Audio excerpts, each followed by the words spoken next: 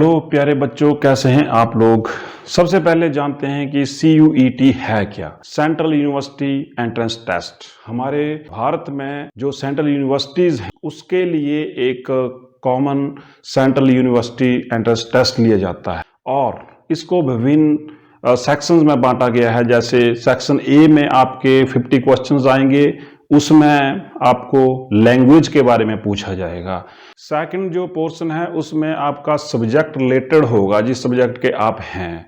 जो थर्ड है वहाँ पे आपका जनरल नॉलेज, करंट अफेयर्स वगैरह टेस्ट किए जाएंगे। आपका एनालिटिक रीजनिंग, क्रिटिकल थिंकिंग, वो सब यहाँ पे टेस्ट किया जाएगा। तो अब ये टेस्ट लिया जाता है भारत में अलग अलग सेंट्रल यूनिवर्सिटी में डिफरेंट ग्रेजुएट कोर्सेज को भरने के लिए। जो मेडिकल लाइन में MBBS करते हैं बच्चे, उनके लिए नीट है। जो आगे IITs NITs में जाते हैं उन बच्चों के लिए क्या है, JEE का एंट्रेंस टेस्ट है। सबसे पहले तो बात करते हैं कि JEE में कितने बच्चे बैठते हैं। JEE में लगभग 10 से 12 लाख बच्चा हर साल बैठता है। उसी तरह से हमारे जो नीट है उसमें लगभग 18 से 20 लाख बच्चा वहां पे बैठेगा और बाकी लाखों बच्चे जो है हमारे CUET और कॉलेजेस के लिए एडमिशन लेते हैं। तो लगभग 45 लाख ये एक अनुमान है, इतना बच्चा जो है वो एक टेस्ट लिया जाएगा। क्या ये जो प्रपोजल, मैं फिर से बोल रहा हूं कि ये एक प्रपोजल गवर्नमेंट का आया हुआ है। इन तीनों जो हमारे देश के बहुत मेजर एग्जाम हैं, जो बहुत प्रमुख एग्जाम हैं, उनको एक कर दिया जाए। सबसे वन नेशन वन टेस्ट, कहां तक ये लॉजिकल है और क्या क्या इसमें प्रॉब्लम्स आ सकती हैं, क्या इसके बेनिफिट्स हैं, उन सब के बारे में हम यहाँ पे आज बात करेंगे। ये जो हर तरफ YouTube पे, गूगल पे चला हुआ है कि क्या होगा अगर JEE और नीट को हमने मर्ज कर दिया CUET के साथ। ये बहुत अच्छी बात है कि एक टाइम पे सब बच्चों का एंट्रेंस हो जाएगा और किसी ने बहुत अच्छा आइडिया दिया है कि और एक ही टेस्ट से फिर अलग अलग सीटें भरी जाएंगी। जिस बच्चे का बेसिक कंसेप्ट बिल्कुल क्लियर है उसको तो डरने की जरूरत है ही नहीं। अब आप खुद सोचिए, हम डरते क्यों हैं? जब हम कमजोर होते हैं, और जब हम कमजोर होते हैं तो हम कोई जंग लड़ ही नहीं सकते, हम कोई जंग जीत ही नहीं सकते। तो सबसे पहले तो चाहे ये 3 का इकट्ठा कर दिया जाए, चाहे ये JEE नीट CUET का इकट्ठा कर दिया जाए, चाहे कुछ किसी और 5-4 को यहाँ पे जोड़ दिया जाए, आपका एग्जाम आपके सब्जेक्ट से होगा।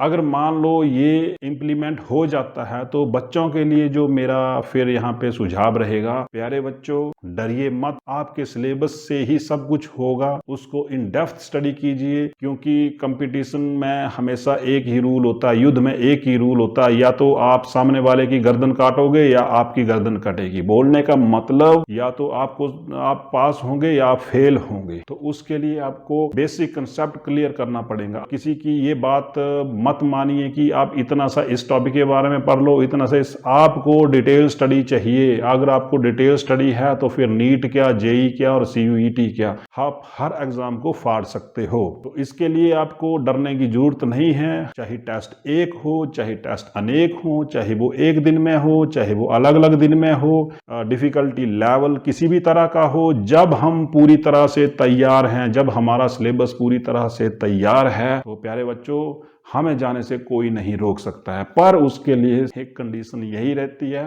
तो अब यहाँ पे जो एक प्रपोजल सामने आया है, तो ये बोला गया है कि क्यों ना नीट को, JEE को और हम जो CUET है उसको इकट्ठा कर दें। वन नेशन वन टेस्ट की थ्योरी को हम अपनाएं। तो ये कहाँ तक तर्कसंगत है, कहां तक ये लॉजिकल है और इसके क्या प्रोज एंड कॉन्स हो सकते हैं। तो क्या हमें इससे डरना चाहिए? क्या हमें इसी चीज में उलझे रहना चाहिए कि ये है क्या? प्यारे बच्चों, एक चीज तो मैं आपको यहाँ पे क्लियर करके बता दूं, ये जितना हो हवा यहाँ पे क्रिएट किया गया है, जो यहाँ पे एक पैनिक सिचुएशन क्रिएट की गई है, पहले तो आप इसको बिल्कुल दिमाग से निकाल दें। ये एक सिर्फ प्रपोजल है। अभी तक इसको प्रैक्टिकली कैसे इंप्लीमेंट किया जाएगा, गवर्नमेंट में बहुत सारे हमारे ऑफिशियल बैठे हैं, वो हर एक चीज का वहां पे एनालिसिस करेंगे। अब इसका फायदा क्या है? पहले बच्चों को अलग अलग टेस्ट देने पड़ते थे, अलग अलग एग्जाम के लिए अलग अलग फीस जमा करवानी पड़ती थी, तो अब उससे उनको इससे राहत मिलेगी। डियर फ्रेंड्स,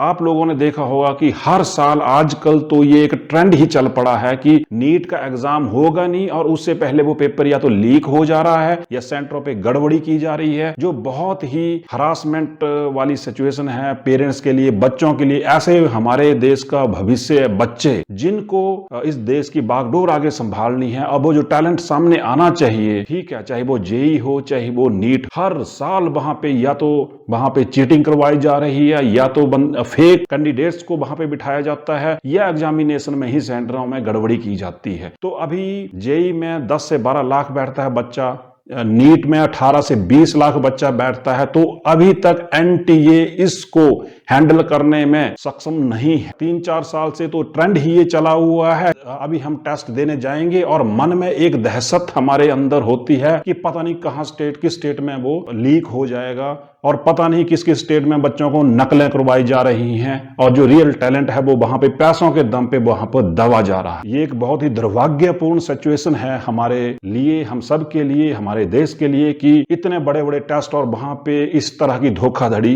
किसी न किसी लेवल पे चली हुई है। तो क्या एनटीए इतना सक्षम है कि वो 45 लाख बच्चों को एक साथ एक दिन हर टेस्ट में बिठा सकता है? यहाँ पे बहुत सारी प्रॉब्लम्स यहाँ पे आएंगी। प्रॉब्लम्स ये हैं कि बहुत सारे सेंटर, बोला तो ये जा रहा है कि एक टेस्ट होगा तो बच्चों को बहुत दूर दूर तक जाना पड़ता था, तो वो घरों से बार बार उनको बाहर निकलना पड़ता था। जब 45 लाख बच्चा एग्जाम में बैठेगा तो आप खुद सोचिए, क्या आपको आपके सिटी में जगह मिलेगी? क्या आपको आपके शहर में एग्जाम सेंटर मिलेगा? क्या जब 45 लाख बच्चा एक दिन में, एक टाइम में एग्जाम में बैठेगा?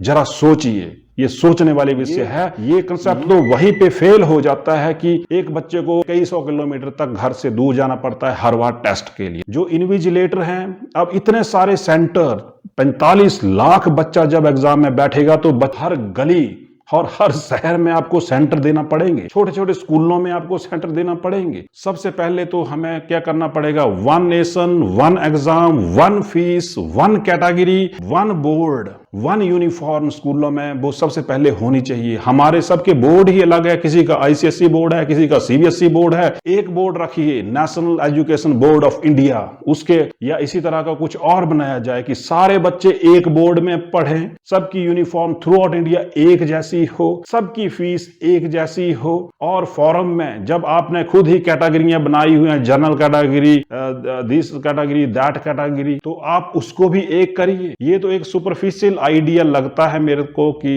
1 नेशन 1 एग्जाम, ये तो सिर्फ वो फैसिलिटी है, ये तो सिर्फ एनटीए या जो दूसरी जो ऑर्गेनाइजिंग इंस्टीट्यूशन है, ये तो सिर्फ उनको सुविधा देने वाला है कि एक दिन में ही सारे का सारा वो निपटा दें। अब जो कॉलेज में जो बच्चा जा रहा है उसकी डायरेक्शन ही बिल्कुल अलग है, वो भविष्य में किसी और चीज के लिए प्रिपेयर हो रहा है, तो उसके लिए उस तरह का एग्जाम पैटर्न रखिए। और जो बच्चे जेई में जा रहे हैं उनके लिए आप अलग से रखें। कोई फर्क नहीं पड़ता, कोई फर्क नहीं पड़ता अगर आप 2 बार टेस्ट को बहुत अच्छे ढंग से ऑर्गेनाइज करें एक कॉम्पिटिटिव बेस से। क्योंकि एक तो बच्चा किसी बड़े अधिकारी का है, बहुत बड़े ऑफिसर्स का है, और वहीं पे एक झुग्गी झोंपड़ी में रहने वाला या एक माँ बेचारी जो खेतों में काम कर रही है, घर पे सब अनपढ़ हैं, वो कैसे compete कर पाएंगे हमारे बच्चे? क्या हमारे स्कूलों का उतना स्तर है? जिनके पास फाइनेंशियल रिसोर्सेज अच्छे हैं वो तो कहीं अच्छे ढंग से कहीं उसको कोचिंग सेंटर में या कहीं वो उसको शिक्षा दिलवा देंगे। अब होता क्या था कि हमारे कॉलेजेस में हर बच्चे को पढ़ने का मौका मिलता था। अब धीरे धीरे ये जो 1 नेशन 1 एग्जाम वाली थ्योरी आपके सामने आ रही है, ये जो प्रपोजल सामने आया है, अब इसमें क्या होगा?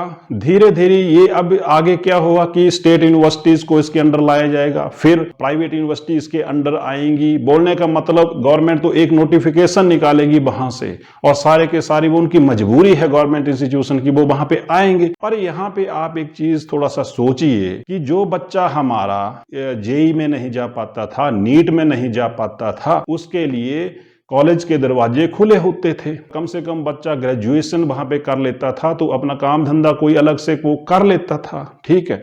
अब क्या होगा? वहां पे भी एक बहुत बड़ी खाई डेवलप हो जाएगी। कई बच्चे जो हैं वो मजदूर का बच्चा है ना, वो अच्छे ढंग से अच्छे स्कूल में शिक्षा ले सकता है, किसी स्टेट बोर्ड में बेचारा वो पढ़ रहा है ना, तो वहां पे स्कूल की दशा उस तरह से है। कोई बच्चा जो है वो कहीं किसी मेट्रोपॉलिटन सिटी में है, उसका बोर्ड भी बहुत अच्छा है, उसके टीचर्स भी बहुत अच्छे हैं, उसके माँ बाप उसको वो फैसिलिटी दे सकते हैं। सबसे पहले तो हमारा फाइनेंशियल स्टेटस ही एक जैसा नहीं। कोई पैदल चलता है, कोई रिक्शा में जा रहा है, कोई ऑटो में जा रहा है, कोई बस में जाने की कैपेबिलिटी रखता है, कोई ट्रेन हवाई जहाज में जा रहा है, तो वन तो हुआ ही नहीं। जब फाइनेंशियल स्टेटस हम सब का एक जैसा नहीं है, इकोनॉमिकली हम सब एक जैसे नहीं हैं, एक जो है वो अपने बच्चे को बहुत अच्छी कोचिंग में डाल रहा है, एक मजदूर का बच्चा वो बेचारा खेतों में काम भी कर रहा है और फिर वो थोड़ा सा टाइम निकाल के वहां पढ़ता भी है, किसी गांव के स्कूल में वो वहां सरकारी स्कूल में वो बैठा हुआ है, उसका दर्द कौन पहचानेगा,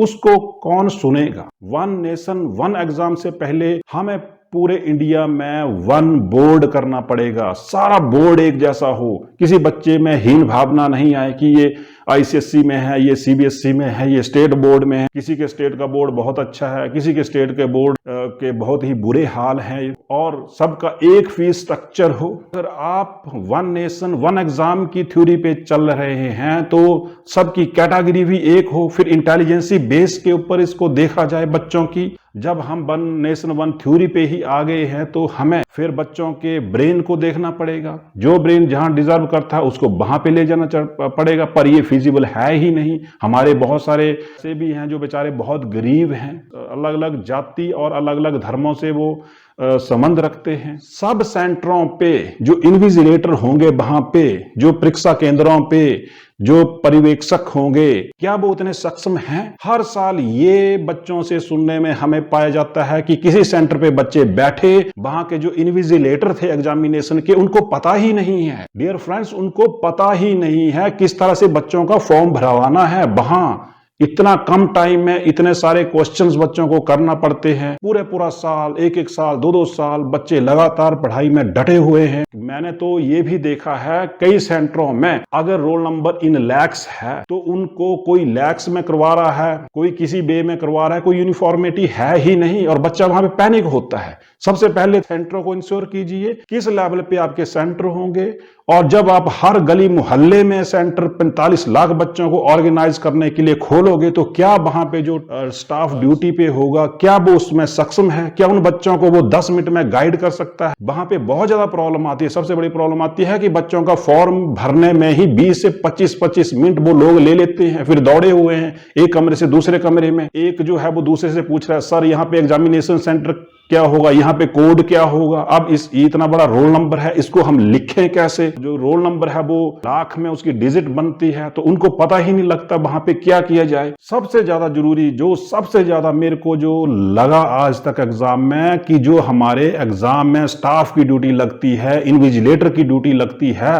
किसी सेंटर में तो बहुत अच्छा स्टाफ लगा हुआ है ना, वो बहुत ट्रेंड है, पहले भी उन्होंने एग्जाम करवाए हुए हैं। अब कुछ में बिल्कुल ही उनको पता सता नहीं, तो कुछ किस तरह से वहां पे रोल नंबर भरवाना, बच्चों का कहां नाम लिखवाना, वो गलत भी भरवा देते हैं, और बच्चा वही पे पैनिक हो जाता है। सोचना है तो इसके ऊपर सोचिए। सबसे पहले तो ट्रेनिंग कीजिए कि आप जो वहां पे स्टाफ लगा रहे हो, क्या वो 5 मिनट में बच्चों की आंसर शीट पे जो जरूरी जानकारी है, जो इंफॉर्मेशन है, रोल नंबर है, नाम है, एड्रेस है, कोड नंबर है, सेंटर कोड है, क्या वो उसको वहां पे भरवा सकता है? क्या सोचने वाली तो बात ये है। वहां पे प्रॉब्लम यही आती है कि जो इन्विजिलेटर वहां पे लगा हुआ है उसको पता सता ही कुछ नहीं है। वो वहां पे गप्पे मारे जाते हैं दो खड़े होके, या वो दूसरे रूम पे फिर बोलते हैं कि दूसरे रूम से पूछ के आता हूं, या मैं आती हूं कि सर यहाँ पे कौन सा कोड होगा, पर वहां तो टाइम टिक टिक टिक टिक घड़ी की सुई ऐसे टिक टिक करके चली हुई है ना, तो वो बच्चा तो अंडर डिप्रेशन आ जाता है। वहीं सुधारना है तो सबसे पहले हमें वो माहौल सुधारना होगा। वहां कई बार बच्चा लगा हुआ बेचारा पूछने, एक तरफ उसको वो है कि मेरा टाइम निकल रहा है, इतना टफ टेस्ट में वो बैठा हुआ है, पूरा 2-2 साल तक बच्चों ने मेहनत की हुई है, और वहां जो एक इन्विजिलेटर है उसकी वजह से वहां पे क्या होता है, वो बच्चा पैनिक होके स्ट्रेस में आ जाता है और उसका एग्जाम टोटल खराब हो जाता है। अगर सोचना है तो हमें ये सोचना चाहिए।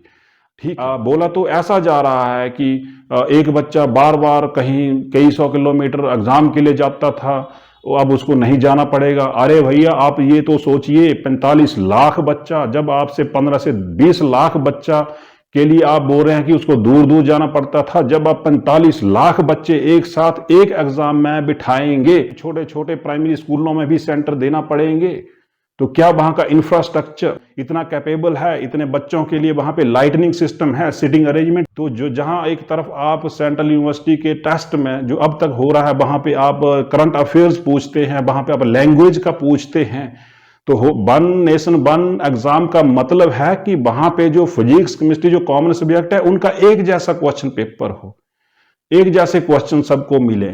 ठीक है, पर ये तो पॉसिबल बिल्कुल भी नहीं है। कैसे पॉसिबल है, कैसे पॉसिबल होगा? अब नीट का रास्ता, नीट की मंजिल कुछ और है, जेई में जो बच्चा बैठता है उसका रास्ता और उसकी मंजिल कुछ और है, जो कॉलेज के लिए बच्चा बैठता है उसका रास्ता और उसकी मंजिल वो बिल्कुल अलग है। तो यहाँ पे क्या आप सबको एक जैसा फिजिक्स का पेपर देने वाले हैं? क्या आप सबको कॉमन केमिस्ट्री का वाला पेपर देने वाले हैं? मान लो कि नीट के एग्जाम में जो आप एंट्रेंस टेस्ट हम लेते हैं या लिया करते थे, पहले भी हम लेते थे नीट के लिए, जेई के लिए, मान लो बच्चे की तबीयत खराब है, घर में किसी की डेथ हो गई है या किसी वजह से भी, किसी भी फैक्टर की वजह से वो बच्चा उस दिन एग्जाम को अच्छे से नहीं कर पाया, अब उसको नेक्स्ट एग्जाम के लिए बैठना पड़ेगा।